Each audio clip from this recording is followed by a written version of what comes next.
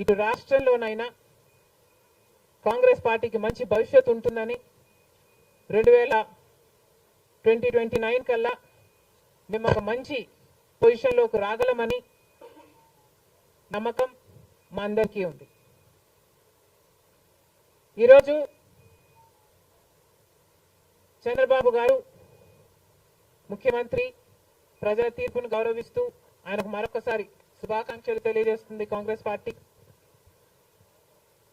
అలాగే చంద్రబాబు గారికి మరొకసారి గుర్తు చేస్తుంది కాంగ్రెస్ పార్టీ మన రాష్ట్రానికి రావాల్సిన ప్రత్యేక హోదా. ప్రత్యేక హోదా అన్నది ఆంధ్ర రాష్ట్ర ప్రజల ఊపిరి. 10 సంవత్సరాలుగా మోడీ గారు బీజేపీ పార్టీ ప్రత్యేక హోదా విషయంలో ఆంధ్ర రాష్ట్రాన్ని ఆంధ్ర ప్రజలను మోసమే చేశారు. 10 సంవత్సరాల క్రితము ఎలక్షన్లకు ముందు మోడీ గారు వచ్చినప్పుడు 10 సంవత్సరాలు ప్రత్యేక హోదా ఇస్తాము అని తిరుపతిలో మాట ఇవ్వడం జరిగింది మోడీ గారు. అప్పుడు చంద్రబాబు గారు చెప్పిన మాట 10 సంవత్సరాలు సరిపోదు, 15 సంవత్సరాలు కావాలి అన్నారు అదే సభలో. కానీ 10 సంవత్సరాలు గడిచిపోయినా కూడా ఈ రోజు వరకు కూడా బీజేపీ పార్టీ ఆ మాటను నిలబెట్టుకోలేదు. కానీ ఇప్పుడు చంద్రబాబు గారు మద్దతు ఇస్తున్నారు కాబట్టి బీజేపీ పార్టీ అధికారంలో నిలబడింది. ఈ విషయం మోడీ గారు గుర్తుపెట్టుకోవాలి. ఎందుకంటే ఈరోజు ఆంధ్ర రాష్ట్ర ప్రజల ఎన్నుకున్న ఎంపీలు కనుక బీజేపీ పార్టీకి చంద్రబాబు గారు మద్దతు ఇవ్వకపోయి ఉంటే అసలు బీజేపీ పార్టీ అధికారంలో ఉండే ప్రసక్తే లేదు. ఈరోజు బీజేపీ పార్టీ అధికారంలో ఉంది అంటే దానికి కారణం ఆంధ్ర రాష్ట్ర ప్రజలు అని మోడీ ఇప్పటికైనా గమనించాలి. చంద్రబాబు గారికి మరొకసారి గుర్తు చేస్తున్నాం.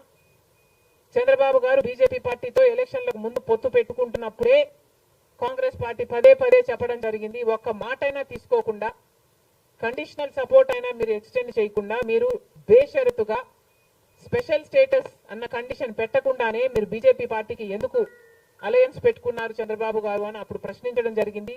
ఇప్పుడు మళ్ళీ బీజేపీ పార్టీ చంద్రబాబు గారిని డిమాండ్ చేస్తుంది.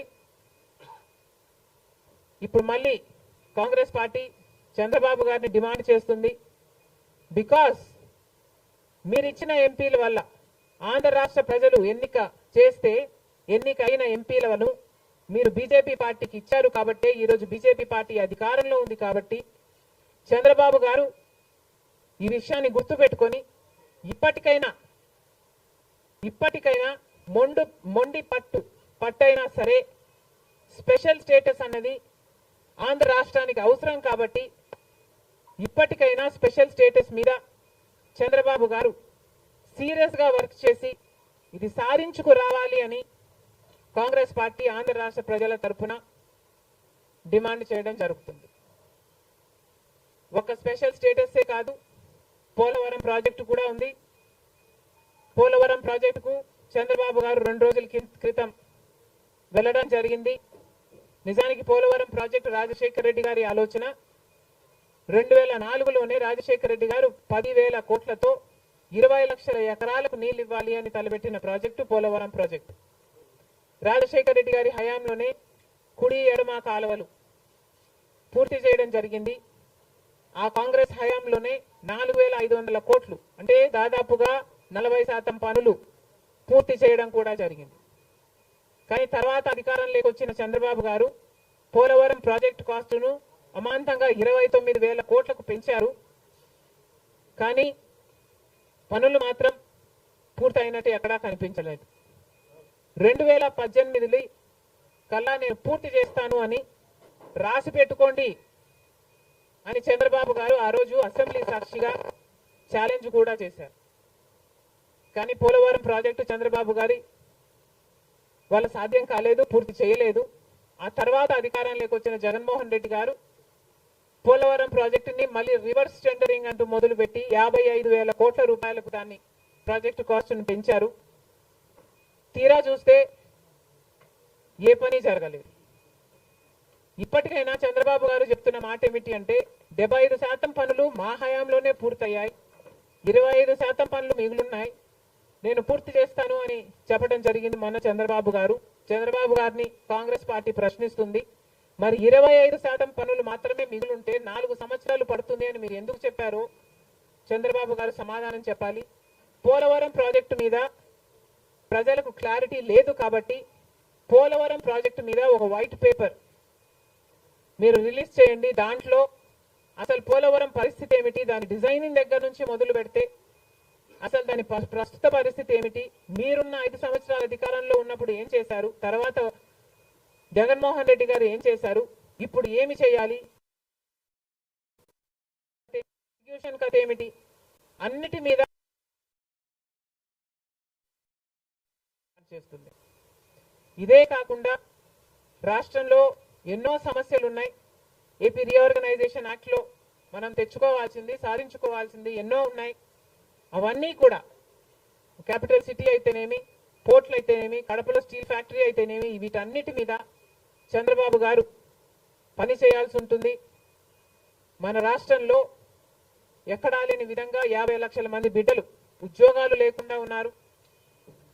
ఇవన్నీ దృష్టిలో పెట్టుకొని చంద్రబాబు గారు ప్రజలకు ఒక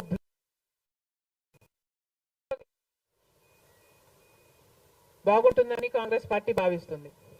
ఇదే కాకుండా చంద్రబాబు గారు సూపర్ 6 ఈ గ్యారంటీలతో చంద్రబాబు గారు ఎన్నికలకు వెళ్లారు. దీంట్లో యువతకు 20 లక్షల యువత వరకు ఉద్యోగ అవకాశాల కల్పన కల్పిస్తామని చెప్పారు. లేదా 3,000 రూపాయలు ప్రతి నెల ప్రతి నిరుద్యోగికి నిరుద్యోగ భృతి ఇస్తామన్నారు చంద్రబాబు గారు. అదే కాకుండా స్కూల్కు వెళ్లే పిల్లలకు ప్రతి విద్యార్థికి 15,000 రూపాయలు సంవత్సరానికి ఇస్తామని చెప్పారు. ప్రతి రైతుకి 20,000 రూపాయలు ఆర్థిక సహాయం ఇస్తామన్నారు. ప్రతి మహిళకు నెలకు 1,500 ఆర్థిక సహాయం, అంటే ప్రతి మహిళకి కూడా ఒక పెన్షన్ లాగా 1,500 ఇస్తామని చంద్రబాబు గారు మాటిచ్చారు. మహిళలకు ఉచిత బస్ ప్రయాణమే కాకుండా ఏడాదికి 3 గ్యాస్ సిలిండర్లు కూడా ఉచితంగా ఇస్తామని చంద్రబాబు గారు సూపర్ 6 లో ఇవ్వడం జరిగింది. ఇవన్నీ కూడా చంద్రబాబు గారు దీని విధి విధానాలు ఏమిటో, మొదలు పెట్టే తేదీ ఏమిటో వీటి మీద కూడా చంద్రబాబు గారికి స్పష్టత ఇవ్వాల్సిన అవసరం ఉంది. ఇవన్నీ ఎందుకు చెప్తున్నాము అంటే మన రాష్ట్రము మిగతా రాష్ట్రాల్లాగా కాదు. మన రాష్ట్రము చాలా వెనకబడి ఉన్న రాష్ట్రం. వెంటనే పని చేయాల్సిన అవసరం ఉంది కాబట్టి మేము చంద్రబాబు గారిని, మన రాష్ట్రము ఒక స్పెషల్ చైల్డ్ కి కావాల్సిన నీడ్స్ మన రాష్ట్రానికి ఉన్నాయి కాబట్టి కనీసం మీరు ఇప్పుడే గెలిచారు, ఆ విషయం మాకు కూడా తెలుసు. కానీ హనీమూన్ పీరియడ్ కూడా మీరు తీసుకునే పరిస్థితి లేదు. వెంటనే పనిలోకి దిగాలి, ఇవన్నీ చెయ్యాలి, మొదలు పెట్టాలి అని కాంగ్రెస్ పార్టీ చంద్రబాబు గారికి సూచిస్తుంది. అంతేకాదు కాంగ్రెస్ పార్టీ తరఫున మేమందరం కూడా ప్రజల పక్షాన నిలబడుతూనే ఉంటాం. ప్రత్యేక హోదా గురించి అయితేనేమి, ఆంధ్ర రాష్ట్ర బిడ్డల భవిష్యత్తు గురించి అయితేనేమి కొట్లాడు వైఫల్యాలను ఎత్తి చూపుతూనే ఉంటాం.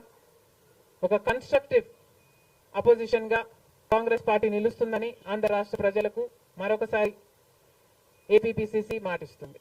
Thank you.